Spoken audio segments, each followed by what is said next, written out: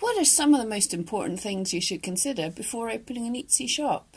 And even if you already have an Etsy shop, stick around because it's still worth thinking about these things. So I just want to ask you guys before we get started, have you opened a shop yet? Are you thinking about opening a shop? What kind of things are worrying you? Hey, I'm Duthie and I'm here to help you craft your career with creative marketing and artistic inspiration. And it's a Monday. Every Monday I make videos just like this, Etsy tips and tricks, sharing the techniques that I learnt to take my shop from absolutely dying to flying in just a few short years. So if this is something you're interested in, don't forget, come back every Monday. So what's that first thing you need to think about when you're thinking of opening an Etsy shop? Simply, what are you going to make? Are you going to be crafting your own items, designing supplies or handmade?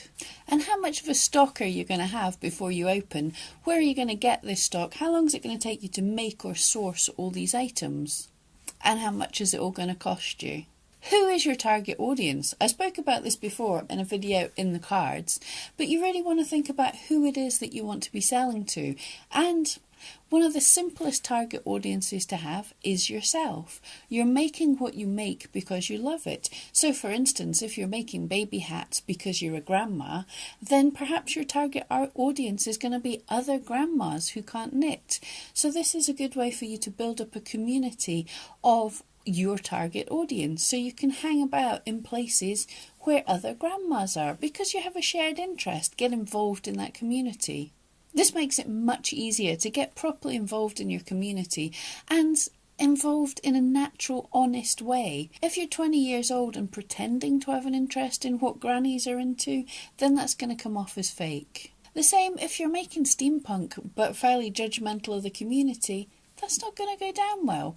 So make what you love and be part of the community, and it's going to be so much easier to target your audience. Who's your competition? On Etsy, it's kind of important to have a wee look for the competition. Have a search round for the same search terms that you're planning on using and see what the competition looks like. Is it a really saturated market? Is it a fairly quiet market? How are the prices comparing? How's your photography going to compare? How do your items compare? It's really important to have an honest idea of where you sit. For instance, in my needle felting, I know fine well there are plenty of fantastic artists that I'm not even close to competing with, and they make hundreds and thousands of pounds on each sculpture. That's not me. I'm aware of that. I'm aware of my level of skill.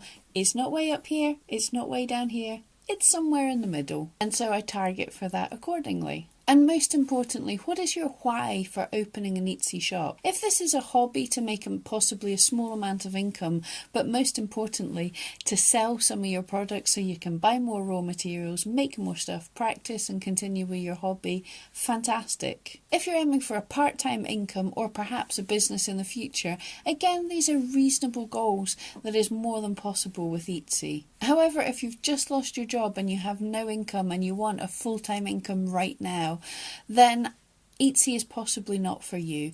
Yes, a few people do make an immediate income and it's fantastic, but most of us build up slowly. So I just want you to have realistic expectations. If you really need immediate money right now, then possibly the best thing is to find another source of income, start up your Etsy shop quietly, not expecting too much, and grow over time. Other things to consider thinking about are the laws in your area. Things like taxes. If you haven't already, check out my video on taxes, but taxes and bookkeeping and stock taking, all the things you're going to need to run a business. Okay guys, I hope that was helpful. Don't forget, click on my wee face to subscribe, check out the videos in the cards up above, and come back every Monday.